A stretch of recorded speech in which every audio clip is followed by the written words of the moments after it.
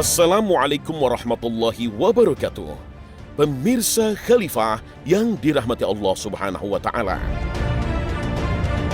Rasulullah sallallahu alaihi wasallam bersabda, ketika seorang hamba menikah, maka ia telah menyempurnakan separuh agamanya.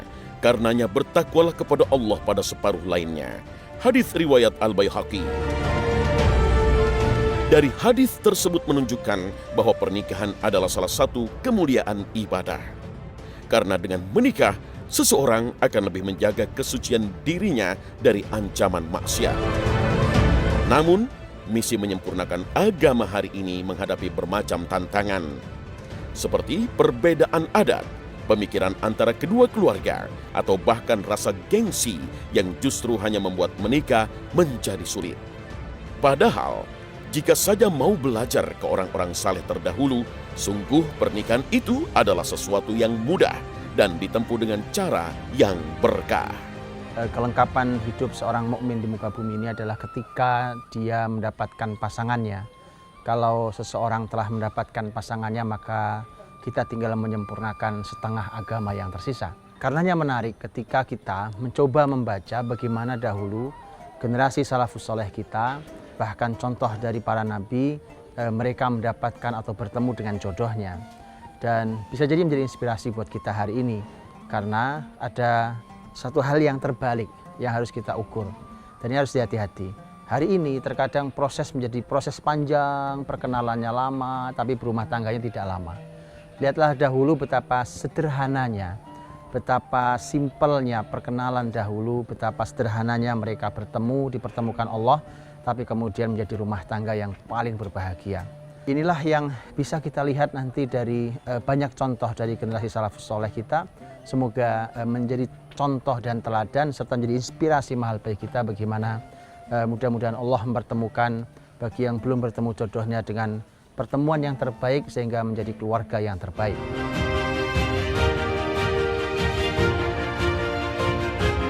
Pemirsa Khalifah, tidak diragukan lagi bahwa salah satu kisah cinta terbaik dalam sejarah Islam adalah kisah Ali dengan Fatimah.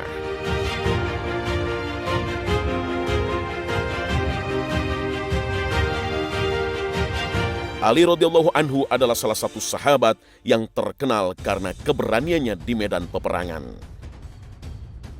Namun, di sisi lain, Ali adalah pemuda yang pemalu dan juga miskin.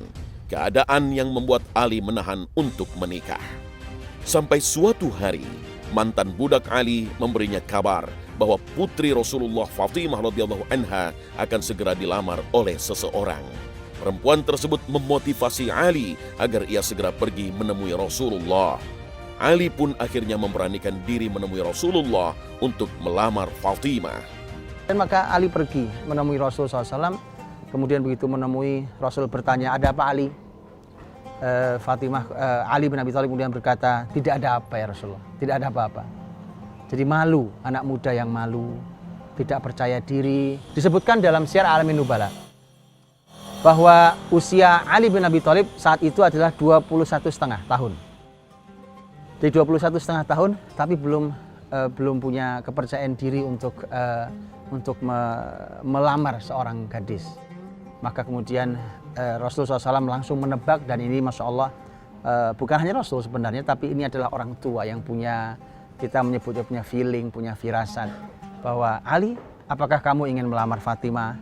Maka kemudian Ali mengatakan, benar ya Rasulullah. Kata Nabi, kamu punya mahar apa? Kau punya mahar apa? Ali mengatakan, saya tidak punya apa-apa ya Rasul. Nampaknya ini juga kuncinya, bahwa dia tidak punya harta yang cukup untuk melamar seorang gadis, untuk menikahi seorang gadis. Dan tidak percaya diri, kemudian tidak punya harta sumbernya.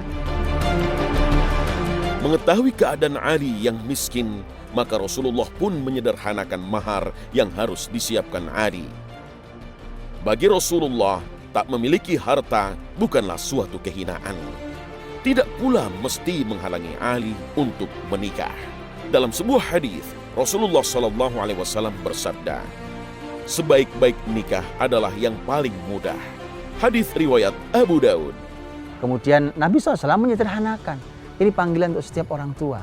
Kenapa Anda persulit ibadah yang halal ini? yang akhirnya akan menjerumuskan anak-anak kepada perbuatan haram dikarenakan orang tua yang mempersulit mahar anak-anaknya. Maka lihatlah Rasul kita sallallahu alaihi wasallam, teladan terbaik kita, Rasul sallallahu alaihi wasallam. Beliau kemudian bertanya, bukankah kamu punya baju besi? Kemana baju besi yang dulu aku beli? Ternyata baju besi itu pun pemberian Rasul SAW. Kata Ali, ada Rasulullah kalau baju besi. Cuma Ali tidak menganggap itu layak. Tapi kata Nabi, cukup. Nabi SAW mengatakan, aku nikahkan engkau dengan putriku Fatimah dengan maharnya baju besi itu. Sah pernikahan. Sesederhana itu. Dan kemudian baju besi itu yang tadinya dari Rasul diberikan ke Ali, kembali ke Fatimah sebagai mahar untuk pernikahan yang sederhana, tapi pernikahan yang sangat barokah. Pemirsa Khalifah, seorang yang berilmu tidaklah sama dengan yang tak berilmu. Kemuliaannya pun juga tak sama dengan manusia kebanyakan. Timbangan akalnya tidak didorong hawa nafsu materi, melainkan dengan bimbingan syariat dan hikmah. Pelajaran itulah yang bisa dipetik dari kisah seorang imam dari kalangan tabi'in, Al-Hasan Al-Basri, ketika hendak mencarikan pasangan untuk putrinya.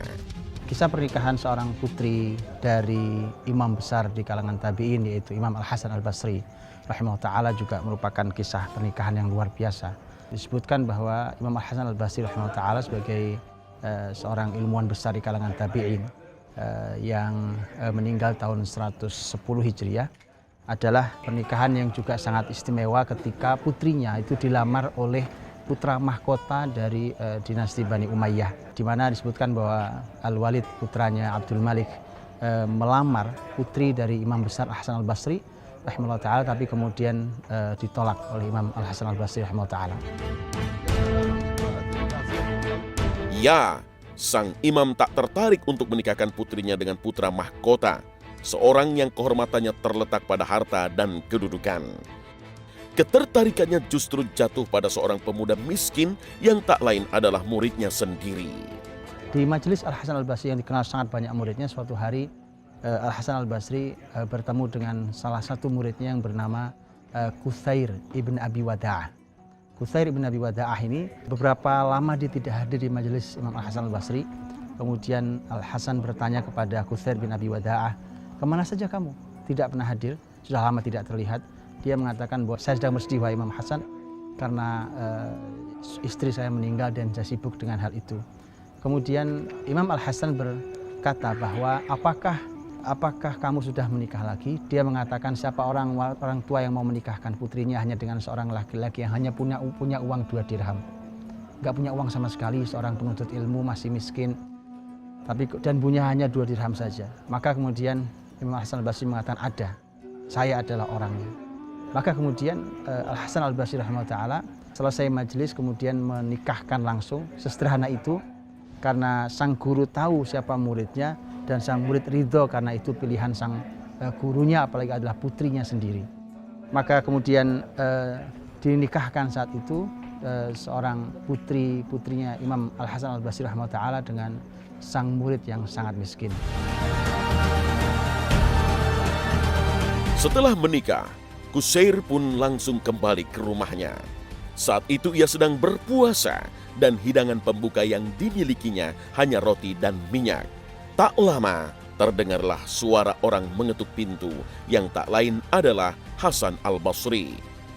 Guru yang juga mertuanya kini membawakan hadiah paling istimewa untuk dirinya. Di saat sedang ingin berbuka puasa diketuklah pintu rumahnya. Dan kemudian dia bertanya, siapa? Kemudian di luar menjawab, Al-Hasan. Dia cari nama Al-Hasan, siapa Al-Hasan? Yang dia bayangkan hanya Al-Hasan Al-Basri rahimahullah ta'ala. Maka kemudian begitu dia keluar, ternyata benar sang guru ada di depan pintunya. Dan di belakang gurunya ada putrinya yang sudah dinikahinya tapi belum dibawa ke rumahnya. Kemudian Al-Hasan Al-Basri mengatakan bahwa saya tidak mau malam ini kamu tidur dalam keadaan tidak ada istri yang mendampingimu.